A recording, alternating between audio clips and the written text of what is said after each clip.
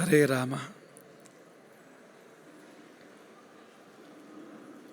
ಧ್ಯಾಯೇತ್ ಆಜಾನುಬಾಹುಂ ಧೃತಶರಧನುಷಂ ಬದ್ಧಪದ್ಮಾಸನಸ್ಥಂ ಪೀತಂ ವಾಸೋ ವಸಾನಂ ನವಕಮಲದಲಸ್ಪರ್ಧಿನೇತ್ರಂ ಪ್ರಸನ್ನಂ ವಾಮಾಂಕಾರೂಢಸೀತಾ ಮುಖಕಮಲಮಿಲಲ್ಲೋಚನಂ ನೀರದಾಭಂ ನಾನಾಲಂಕಾರದೀಪ್ತಂ ದಧತ ಮುರುಜಟಾಮಂಡಲಂ ರಾಮಚಂದ್ರಂ.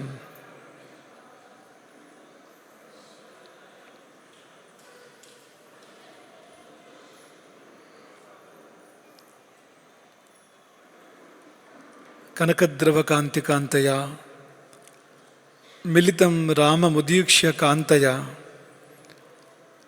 ಚಪಲಾಯುತ ವಾರಿದಭ್ರಮಾತ್ ನಡುತೆ ಚಾತಕಪೋತಕೈರ್ವನೆ.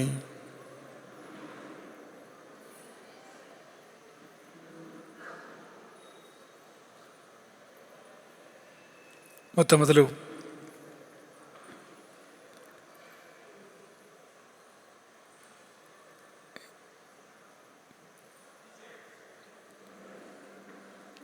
ಈ ಮಹಾದಿನದಂದು ಧರಿತ್ರಿಯಲ್ಲಿ ಅವತಾರವೆತ್ತಿದ ಪ್ರಭು ಶ್ರೀರಾಮಚಂದ್ರನ ಚರಣಾರವಿಂದಗಳನ್ನು ನೆನೆದು ಅವನ ಕಾರುಣ್ಯವನ್ನು ಪೂಜಕರಿಗೆಲ್ಲ ಮಾತ್ರವಲ್ಲ, ಸಮಾಜಕ್ಕೆಲ್ಲ, ಲೋಕಕ್ಕೆಲ್ಲ ಹಾರೈಸಿ ಆಶೀರ್ವಾದದ ಒಂದು ಕಿರು ಸಂದೇಶವನ್ನು ಈ ಸಮಯದಲ್ಲಿ ನೀಡಬಯಸ್ತೇವೆ.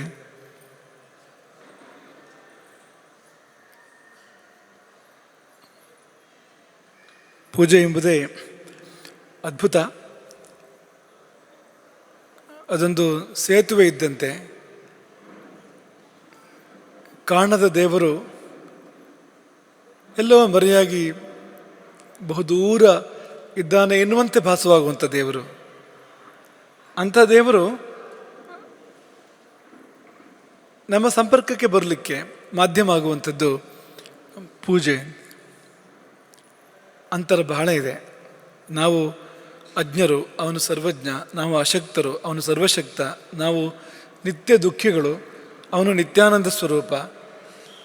ಹೀಗೆ ನಮಗೆ ಹುಟ್ಟು ಸಾವುಗಳಿದೆ. ಅವನು ಅವಿನಾಶಿ. ನಮ್ಮ ವ್ಯಾಪ್ತಿ ತುಂಬ ಸೀಮಿತ. ಅವನು ಸರ್ವವ್ಯಾಪಕ.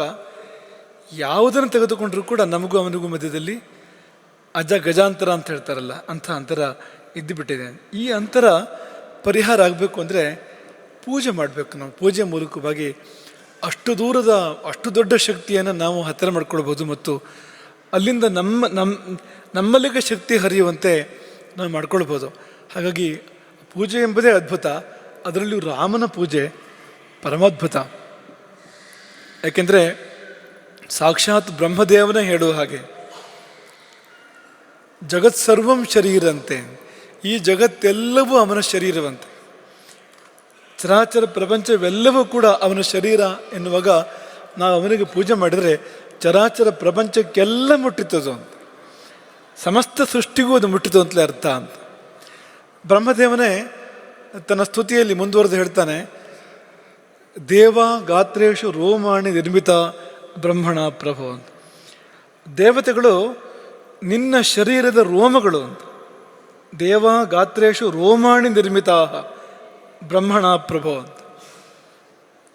ಅಂದರೆ ಅದು ಎಂಥ ಶಕ್ತಿ ಇರಬೇಕು ರಾಮ ಅಂತಂದರೆ. ರೋಮಕ್ಕೆ ಸಮಾನ ಒಂದೊಂದು ದೇವತೆಗಳು ಎನ್ನುವಾಗ ಮತ್ತು ಎಲ್ಲ ದೇವತೆಗಳು ಕೂಡ ರೋಮಭೂತರಾಗಿ ರಾಮನಲ್ಲಿ ಇದ್ದಾರೆ ಎನ್ನುವಾಗ ಅವನ ಉದ್ದ ಅಗಲ ವ್ಯಾಪ್ತಿ, ಅವನ ಶಕ್ತಿ ಎಷ್ಟು ದೊಡ್ಡದು ಅನ್ನೋದನ್ನು ನಾವು ಕಲ್ಪನೆ ಮಾಡ್ಕೊಳ್ಬೇಕು. ಹಾಗಾಗಿ ನೀವು ಒಂದು ರಾಮನ ಪೂಜೆ ಮಾಡಿದರೆ ಎಲ್ಲ ದೇವರ ಪೂಜೆ ಮಾಡಿದಂತೆ ಆಯಿತು. ಎಲ್ಲ ದೇವರ ಪೂಜೆಯೂ ಕೂಡ ರಾಮನ ಪೂಜೆ ಮೂಲಕವೇ ಸಂಪನ್ನವಾಗಿ ಹೋಗ್ತದೆ. ಹಾಗಾಗಿ ರಾಮನ ಪೂಜೆ ತುಂಬ ವಿಶೇಷವಾಗಿರುವಂಥದ್ದು. ಅದರಲ್ಲಿಯೂ ರಾಮನವಮಿಯಂದು ಪೂಜೆ,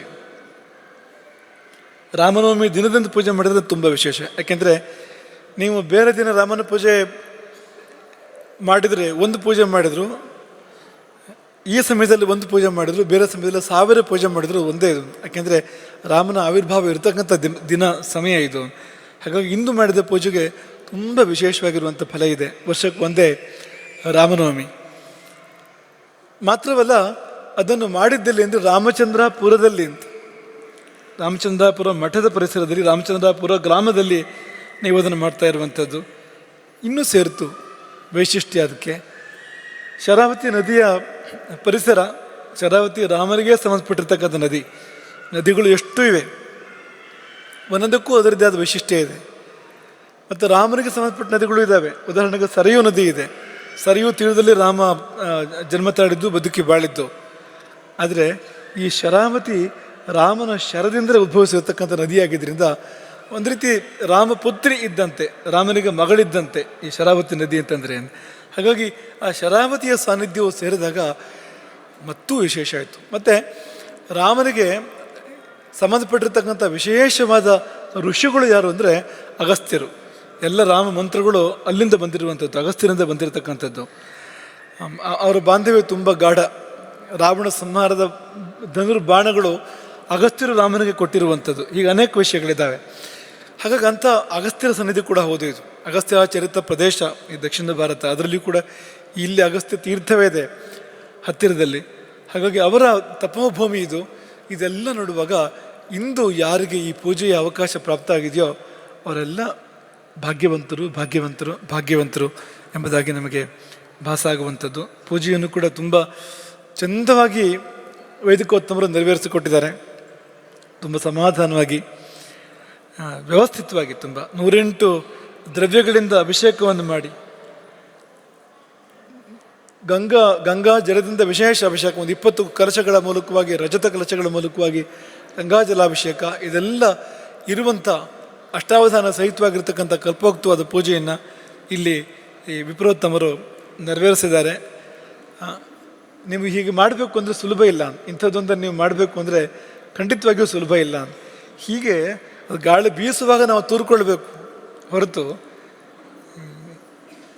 ನಾವೇ ಇದನ್ನು ಮಾಡ್ತೇವೆ ಅಂದರೆ ಯಾರೊಬ್ಬರಿಂದ ಸುಲಭದಲ್ಲಿ ಸಾಧ್ಯ ಇರುವಂಥದ್ದಲ್ಲ ಅಂತ.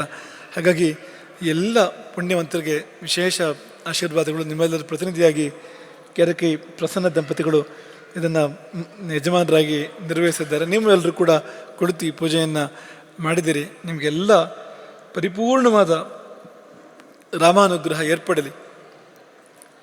ಎಲ್ಲ ದೇವತೆಗಳ ಆಶೀರ್ವಾದ ನಿಮಗೆ ಪ್ರಾಪ್ತ ಆಗಲಿ. ಮಾತ್ರವಲ್ಲ, ಜಗತ್ತೆಲ್ಲ ಒಲಿದು ಬರಲಿ ನಿಮಗೆ. ಜಗತ್ತೆಲ್ಲವೂ ಅವನ ಶರೀರವೇ ಆಗಿದ್ದರಿಂದ ಇನ್ನು ಯಾವುದು ಪ್ರತಿಕೂಲ ಅಂತಿಲ್ಲ ಎನ್ನುವಂತೆ ಅಂತೆ. ಎಲ್ಲ ಲೋಕವೆಲ್ಲ ನಿಮಗೆ ಒಲಿದು ಬರುವಂತೆ, ದೇವತೆಗಳೆಲ್ಲ ಒಲಿದು ಬರುವಂತೆ ಆಗಲಿ ಎಂಬುದಾಗಿ ಈ ಸಮಯದಲ್ಲಿ ನಾವು ಆಶಿಸ್ತೇವೆ. ನಿಮ್ಮೆಲ್ಲರನ್ನೂ ತುಂಬ ಪ್ರೀತಿಯಿಂದ ಹರಿಸ್ತೇವೆ. ನೀವು ನಿಮ್ಮಲ್ಲಿ ಭಾಳ ಮಂದಿ ಈ ರಥೋತ್ಸವದಲ್ಲೇ ಇವತ್ತಿದ್ದಿರಿ. ಆಮೇಲೆ ಸಾಯಂಕಾಲ ಈ ರಾತ್ರಿ ಇಷ್ಟೊತ್ತಿನವರೆಗೂ ಇದ್ದು ನೀವು ಈ ಪೂಜೆಯನ್ನು ನೆರವೇರಿಸಿದ್ರಿ. ರಾಮನವಮಿಯನ್ನು ರಾಮಾರ್ಪಣೆ ಮಾಡಿದ್ರಿ ಅಂತ. ನೀವು ಮನೇಲಿ ಇದ್ದಿದ್ರೆ ರಾಮನವಮಿ ರಾಮಾರ್ಪಣೆ ಆಗ್ತಿರಲಿಲ್ಲ. ಅದು ಇಡಿಯಾಗಿ ಅಂತೂ ಆಗ್ತಿರಲಿಲ್ಲ, ಅಲ್ಪ ಸ್ವಲ್ಪ ಮಾಡ್ಬೋದು. ಆದರೆ ಹೀಗೆ ಇಡೀ ದಿನ ರಾಮ ಸನ್ನಿಧಿ, ರಾಮಪೂಜೆಯ ಪ್ರತೀಕ್ಷೆಯ ಸಿದ್ಧತೆ ಅನ್ನೋ ಹಾಗೆ ಆಗ್ತಿರಲಿಲ್ಲ.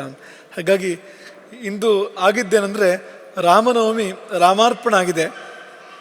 ನಿಮಗೆಲ್ಲ ಧನ್ಯರಾಗಿದ್ದೀರಿ. ನಿಮಗೆಲ್ಲ ಪೂರ್ಣ ಆಶೀರ್ವಾದ, ರಾಮದೇವರ ದಯೆ ಅದು ನಿಮಗೆ ಸಿಕ್ಕಿ ನಿಮಗೆಲ್ಲ ಜೀವನದಲ್ಲಿ ಒಳ್ಳೆಯದಾಗಲಿ. ರಾಮ ನಿಮ್ಮನ್ನು ಅನವರತ ಅಹೋರಾತ್ರ ರಾಮ ನಿಮ್ಮನ್ನು ಕಾಯಲಿ. ನಿಮಗೆಲ್ಲ ಒಳ್ಳೆಯದಾಗಲಿ ಅಂತ ಪುಣ್ಯ ಆಗ್ತದೆ.